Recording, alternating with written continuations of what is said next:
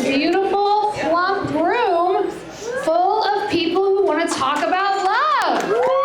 Oh my gosh. Christina is a stand for love. She believes that if you have the most profound love in your life will be the most beautiful, expanded, and rich experience. And here's the thing, she's not wrong. There are studies out there, studies and studies and studies that will show you that your fulfilled life is not about your success, not about your wealth, it's not even about your health. It is about profound, deep relationships that you have. And that's what she wants for us.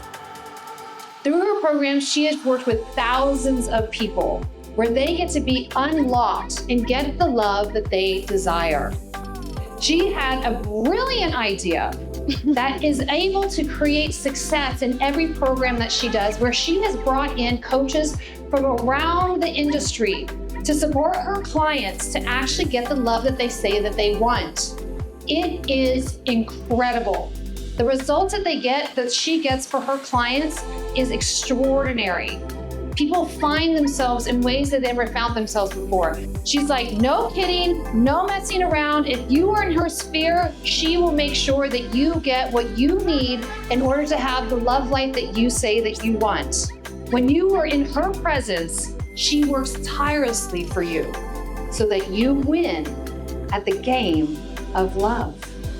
And here's the thing, she also makes sure that you have a lot of fun while doing it. Yeah. Right? Okay, so are you guys ready to learn about love? Yeah. Are you ready to learn some tools that you can apply to your life now? Yes, we are. Are you ready to have some fun? Yeah. Okay, let's put our hands together and welcome the powerful Christina to the stage.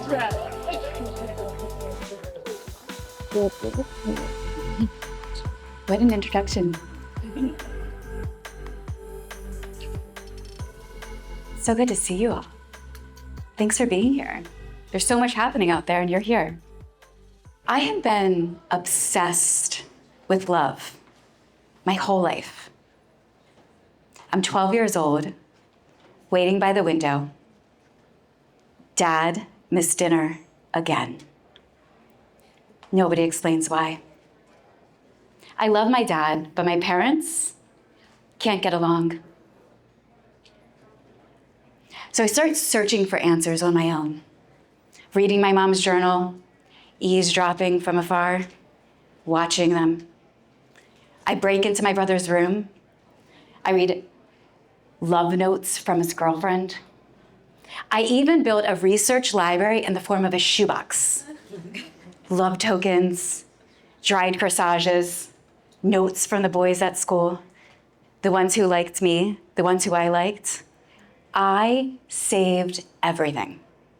But no matter how much I collected, I still couldn't figure love out.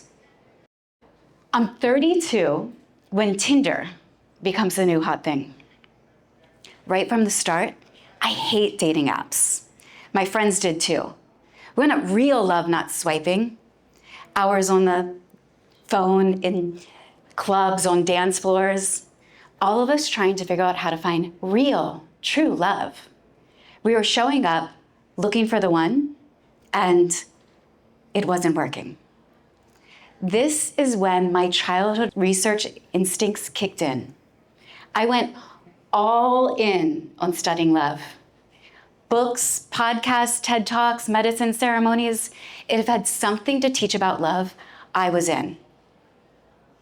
I even launched my podcast, WeDeepen with Christina, just so I could talk to all the love experts about relationships. I asked them all of my questions.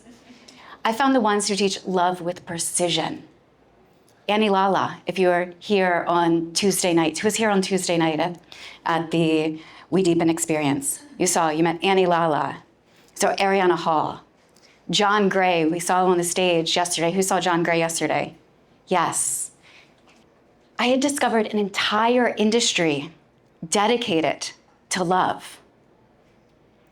Finally, to end the hourless, meaningless, endless swiping for me and my friends, I start hosting dating events, underground ones.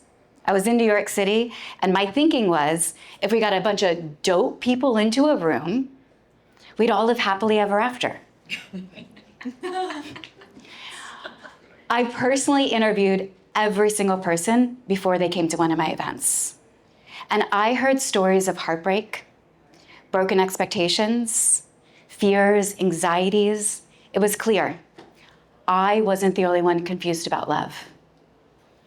And during those 2 years, this is now 2014 to 2016, as I'm getting all of these amazing people in New York City into a room, I then bring it out to Los Angeles, more amazing people there. I was still struggling myself. Like, here I am, meeting all types of people, and I still couldn't figure it out. And after conversations with thousands, I've come to conclude of 3 myths that I see about love most often. Myth number 1, I'm not good at this. This looks like a series of, I'm too weird, too much. I have the wrong attachment style. My parents couldn't figure it out. How am I going to figure it out? I lose myself in love, codependence. What do I even say when I text them? When should we have sex? Anyone ever feel this way? Like I'm too much, I'm too weird. I don't know what to do, I don't know what to say. Who's ever felt this way? Look around, see? Myth number 2, all the good ones are gone. They're all taken. Or they're gay. I don't know where to find them.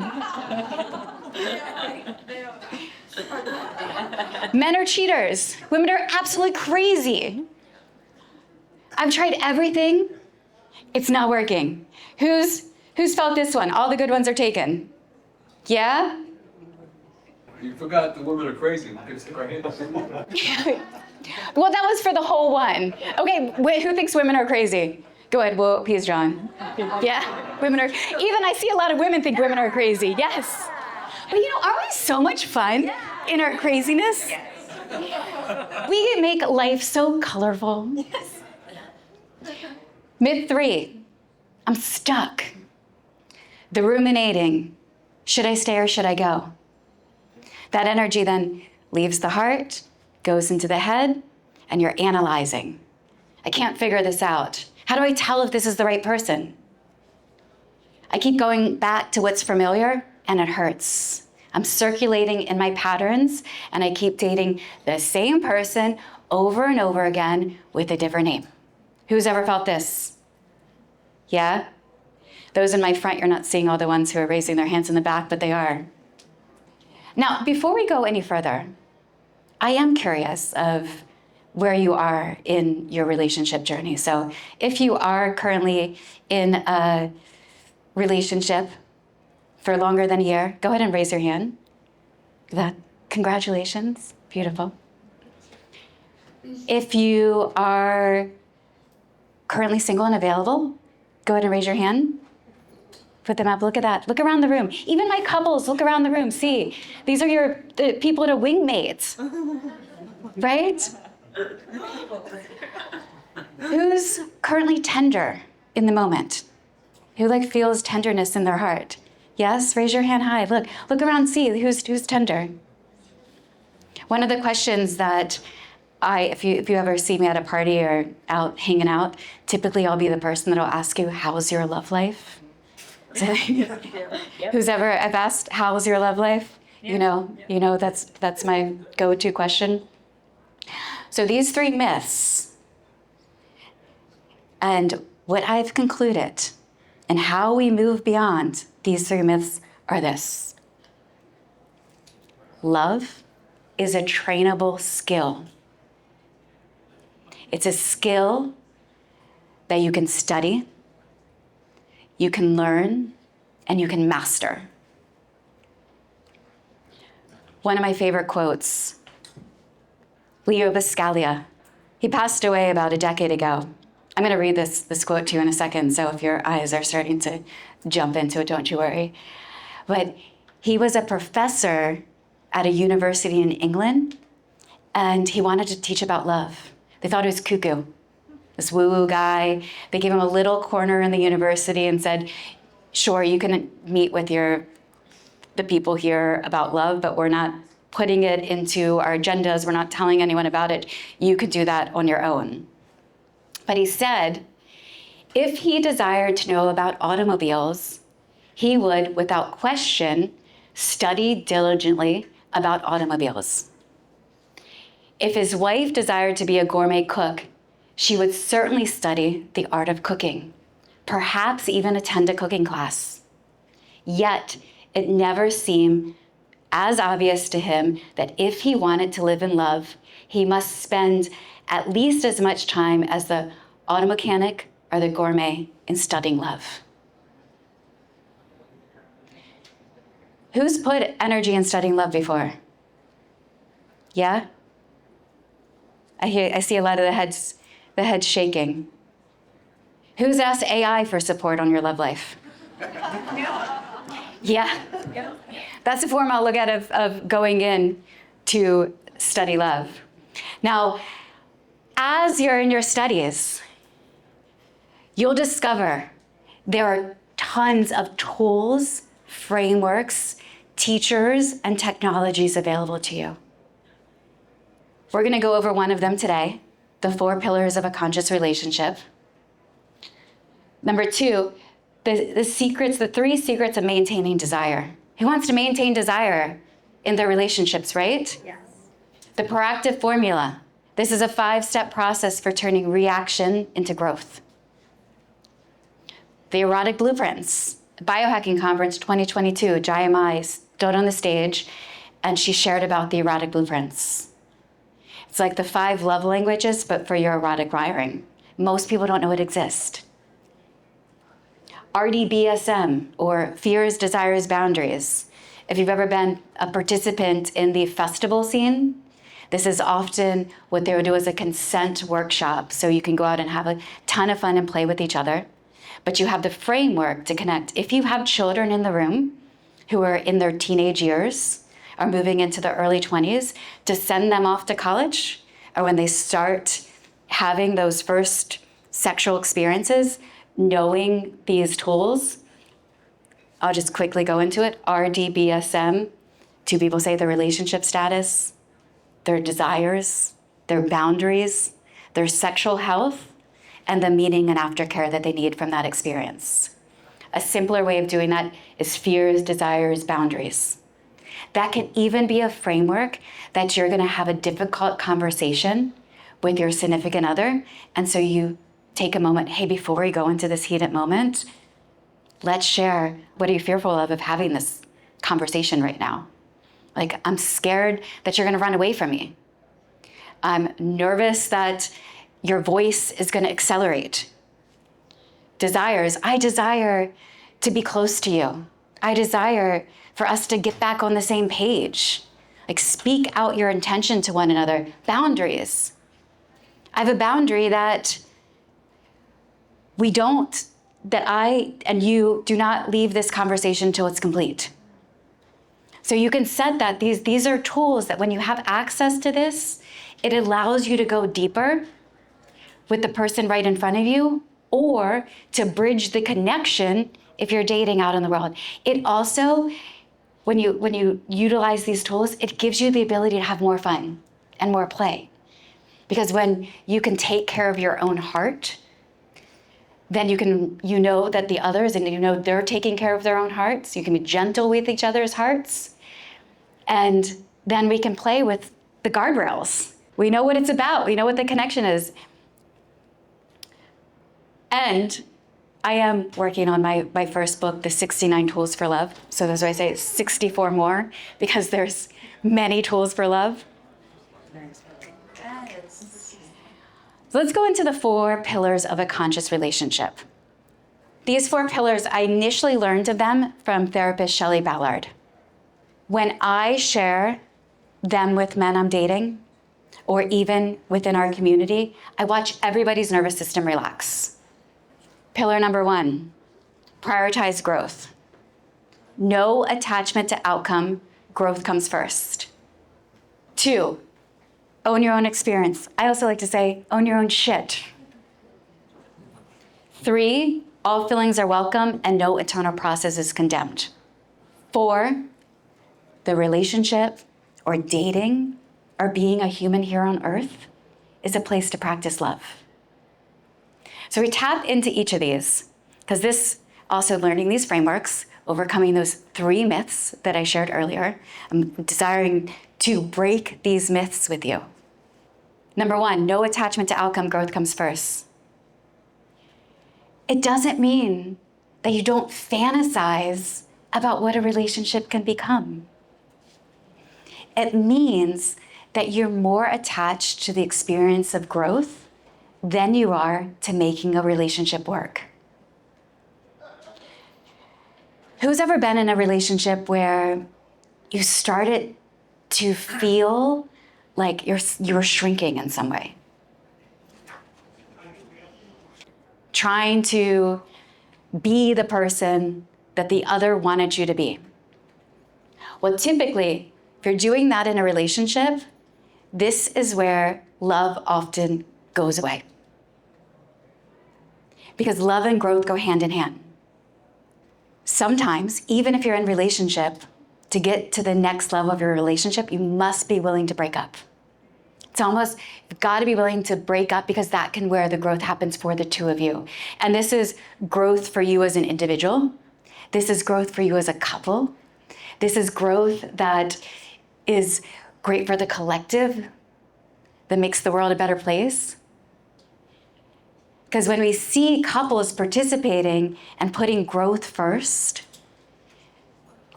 all of us in the collective are like, wow, that's pretty epic. I'm a woman. I date men.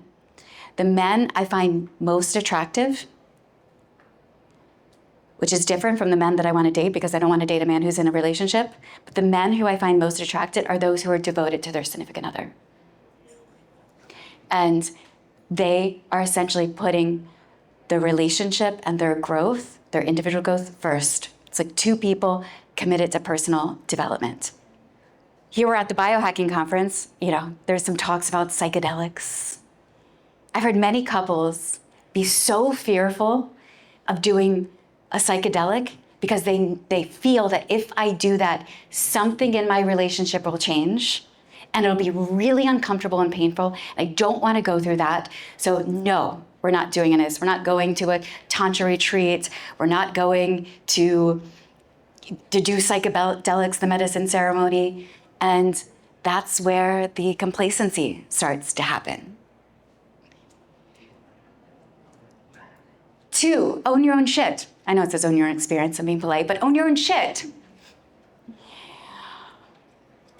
It's so easy to blame somebody for the feelings that you're feeling inside, but when we pair bond with another individual, you're gonna feel everything. These feelings have functions to them too.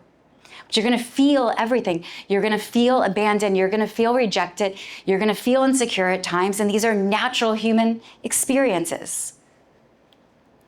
The challenge that happens is when we make someone else responsible for those, because we relate it's free will. I don't have to stay in this relationship with you. I can go elsewhere. Now, staying in relationship with you and pairing that with number 3, all feelings are welcome, no internal process is condemned. This is the magic of love. This is sharing what it's like to be you with another human being without blaming them for that. So I'll give you an example of this, because I love, 2 and 3 go really well together for me. But you're having an experience with somebody. Maybe it's an intimate experience, and you text them, and they don't text you back. So within that 24 hours, you start to spiral a bit. They don't care. They're not really that interested in me. Maybe he's cheating. Maybe they're with somebody else. Feel a little sense of neglect. And what do? We often think it's their responsibility. Well, you didn't text me back. You get upset about that. Now, one of the most beautiful things, and imagine being the receiver of this on either side, is that to say to somebody, hey, when you didn't text me back, I felt myself spiraling. I thought maybe you didn't care about me. And I just want to share that experience with you of what happened to me on my insides, because I know it's a story that I'm making up. And to be the recipient of that text message, I mean, how gorgeous is that? That you get to feel the other person's heart without them blaming you in any way for their experience. I mean, if this could happen in all areas of our life, wouldn't that be really beautiful and powerful? Because this is what Brené Brown has been talking about, the power of vulnerability. And then 4, love is a practice. So it's interesting, we grow up, most of us don't observe healthy relationships, me included. You heard the open, I've been obsessed with love my whole life, so not observing healthy relationships at home. And then the educational curriculum completely neglects the subject.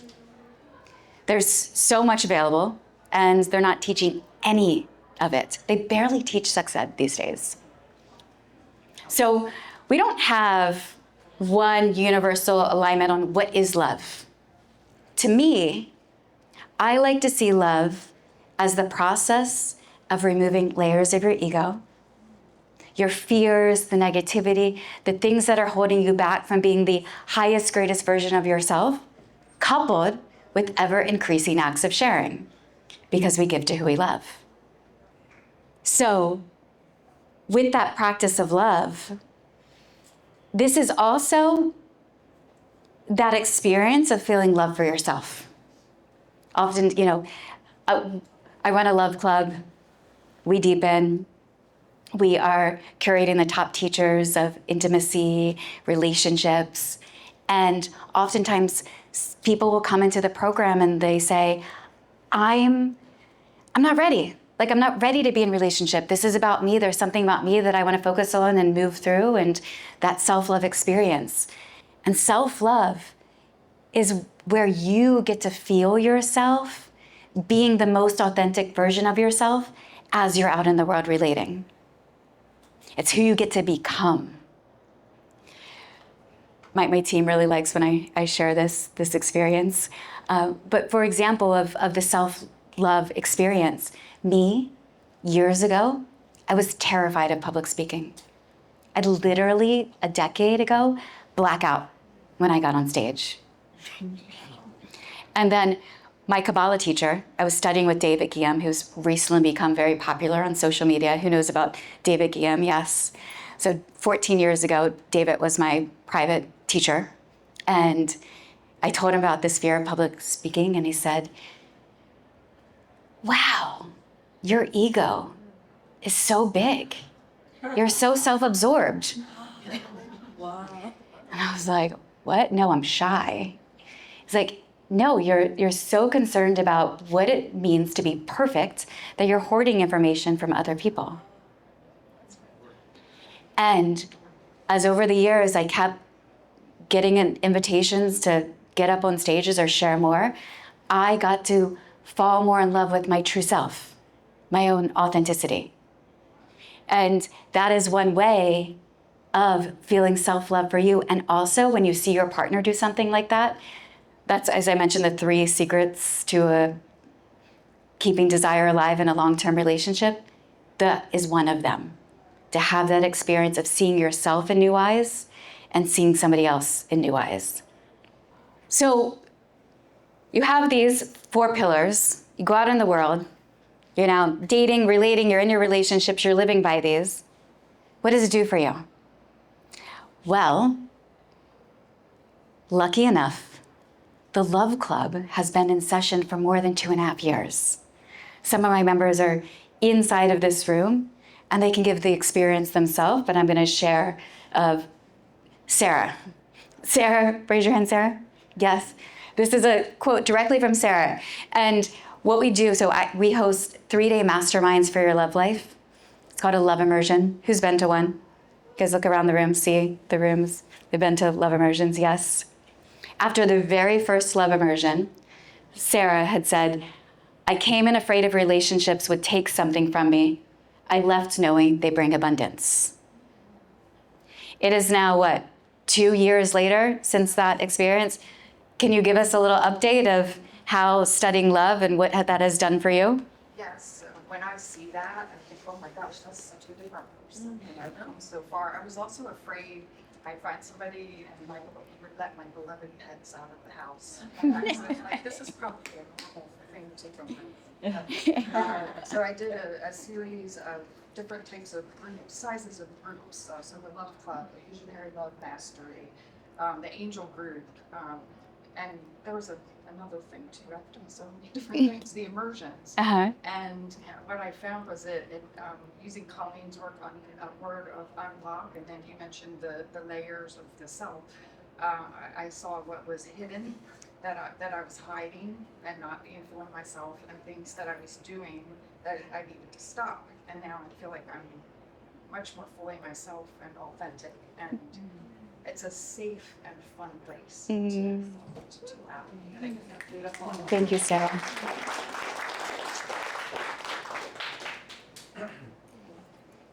Josh isn't here right now in this room. He's working at 40 years as Zen now. But Josh started studying, and I say playing with us, because love is a play. It's not that serious. Like, once you learn the frameworks, it's not that serious. A friend said to me about 5, 6, 7 years ago, Christina, don't you think like you're doing all this and studying love? Do you think you become super analytical when you're out there dating with people? And I was like, maybe, no. And then like I felt myself, as you study this stuff, it becomes embodied. It becomes a part of you. It shifts your entire behavior and way of thinking. Fast forward 5 years past after the moment, she goes, okay, I get it. I understand. It's crazy out there. So you have, dating becomes much more playful, much more at ease, because that's all it is children, that's what love is, this process of play back at recess. Just out having a good time. If you're at the session on Tuesday, we practice sticking tongues out and winking at each other and smiling and giving little waves. But I love when women flirt with me in sweet ways. Like, why not just be in the practice of that, because it brings so much delight to somebody else. Embodied shifts. I have a much healthier relationship with my emotions. I'm no longer holding back, and it's liberating. This is actually Laurie's partner, Jamie. This is from a male saying he's more open to his emotions. And I know it's been beautiful to witness Laurie teach the 4 pillars pretty much to everyone that she walks by. Anyone that will listen. And what? Anyone that will listen. Anyone that will listen. How has the 4 pillars supported your relationship? It actually created more freedom for him and safety for him, that I had a framework of like, I'm not trying to race to getting married and having children and all the things. I just want to grow with you. I want to see who I can become, and I want to see who you can become, because I see this higher version of you, and I'm sure you see this higher version of me, and how can we create as much safety as possible so we can, and that includes owning our own shit, not being triggered by the other person's emotions or blaming them. And then all feelings are welcome. Like, he creates such a safe space, but I think he had to get clear with his emotions to then be able to then process mine, because I have big emotions as well. And so yeah, it's just night and day. And then we're just like, okay, what's the next step? Oh, okay, we're gonna start our family this year. Okay, yeah, let's simmer on that. And so it's been a beautiful 3 years we've known each other since I started studying with Christina, basically. So with 2 years for him and I to be together. So yeah, it's completely transformative.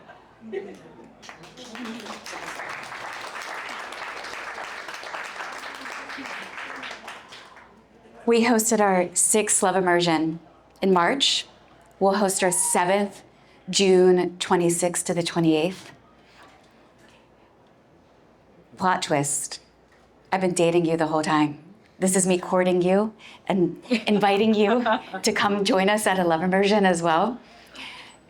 Laurie has been to 6 of them. Every single love immersion her and her partner have come to, they were about a year into their relationship when they showed up, and now it's 2.5 years later, and it bookmarks for them. Josh, who was the one before, he's been to all 6 as well. And after the 5th, he said, I'm not coming back until I'm in relationship. And then he went on and found a girlfriend and came back and brought her. So this is, quickly, I'm gonna show you what's in the Love Club if this does call to you doing this type of work. And it's work and it's fun and it's play. In Love Club, we do weekly love masterminds, love immersions, 2 annually. These are 3-day intensive masterminds for your love life. It's been a 65% return rate of those who participate in it. So I love all the people that keep coming back over and over again, and love to see some new faces as you join us. And to see your face there too. You get an entire love council. You know, Dave says one of the key indicators of the success of your love life is do you have a community that supports you in love? Real-time support, master coaching, weekly office hours with me on Fridays, and inner circle. I look out for my group. I send you special invites, making introductions for you. If you're a couple, I'm looking at like what are the right practitioners at what stage to open up and bring you to, but there's all types of typologies and systems available. And then the industry. This is just some of the practitioners in our ecosystem. My goal with WeDeepen, what Dave has done for biohacking, I like to say beyond biohacking, love is the next frontier. If you think of in the 80s, fitness became popular. In the late 90s, early 2000s, we got into yoga and meditation, made it to the West. And then in 2010, biohacking became popular. Well, what's next? It's love. That's right. It's like up-leveling. Who are the teachers who've been in this ready to support us with love? And that's what we're doing. I'm bringing those people forward, and they're epic. John Gray downstairs was like, yes, I'll come and teach, and I'll be at a love immersion. So I'm getting them all in for you. Okay, we have about 8 minutes left.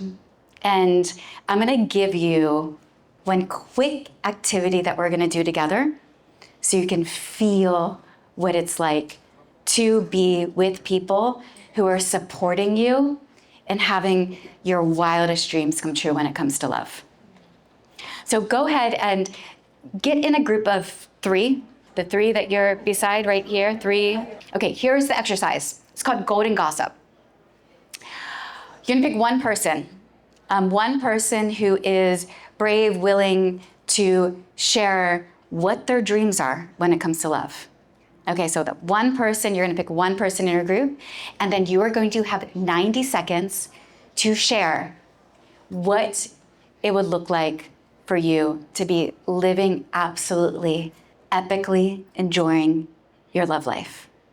And if you're in relationship, this can look like me and my partner. We are traveling the world. If you're single, it could look like I've met my dream person. We are having so much fun together. So paint it as though the reality has come into existence. After, you're gonna turn around to the other 2 people, and the other 2 people, or the other one person, is going to gossip behind your back as though it's happened. Okay? This is what, if gossip looked like that when we were as children, this is what, like, imagine a world what would be like if we cared that much about each other. Do you guys get the objective? Yeah. Great. I'm gonna start a timer. You have 60 seconds. Share. You can exaggerate. This is your wildest dreams. You could be having sex all over the world, whatever it may look like for you. Speak it out. Ready, set, go.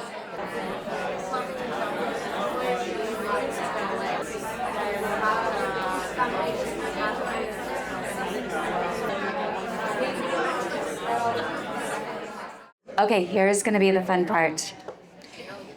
You are gonna fully focus on the one person who spoke out. But I do invite you, if you are in a space where you can see the faces of those who are receiving, watch what it feels like to have somebody paint your dreams into reality as though they've happened. So you are going to ideally find a way to turn your back towards the 2 people so they can get into be by your ears and you're not looking at their face as they're talking about you behind your back.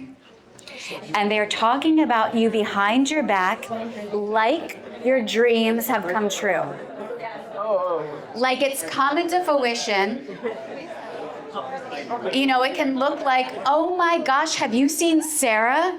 Did you see that glow on her face? She is so lit up. That house. I went over and had dinner at her house recently. Okay?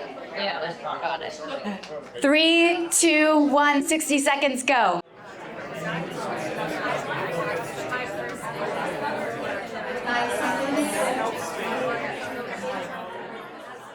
What did that feel like? Who would be willing to share? What was that experience like? Yes. Like, yeah, my dreams came true, and to hear them talking about that, that's what it felt like. What did you just tell me? What did you tell her what you just told me?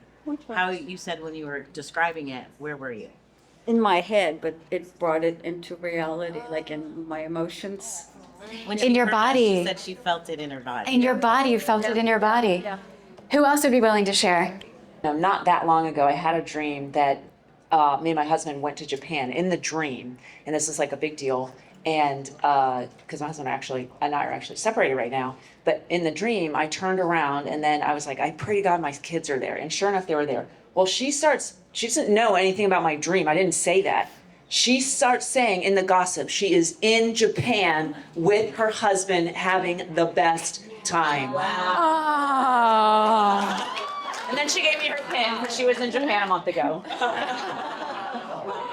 Recommended. You know, I say love is the next frontier, and also psychic abilities are as well. True that. Right? Who else? One other? Sarah. So exemplary of being in the Love Club because they made a safe place for me. I was nervous and I was a little nervous, and they really heard me and they repeated it back in such a loving way. It just felt surreal, and I told them I loved them afterwards. This is what it feels like when you have a community, people around you who want to see you rise in love. Just imagine if our school systems were designed in this way, right? Mm-hmm. When it transcends, that's why I call it golden gossip. So if you would like to join us in the Love Club, we are offering, of course, show prices here at the Beyond Biohacking Conference for our membership. Our membership is, we have General Love Club, which is $4,997. If you join at the conference, you'll save $1,000. Love Club Plus, which includes a 10-week coaching session with Jordan Bowditch, is going to take this next group. He's a men's coach. It's both men and women who are becoming a dating team for each other and or supporting in deepening the relationship between a couple. That is included in our Plus, and you're going to get 10 weeks with him and the group in a really small group of 6 people.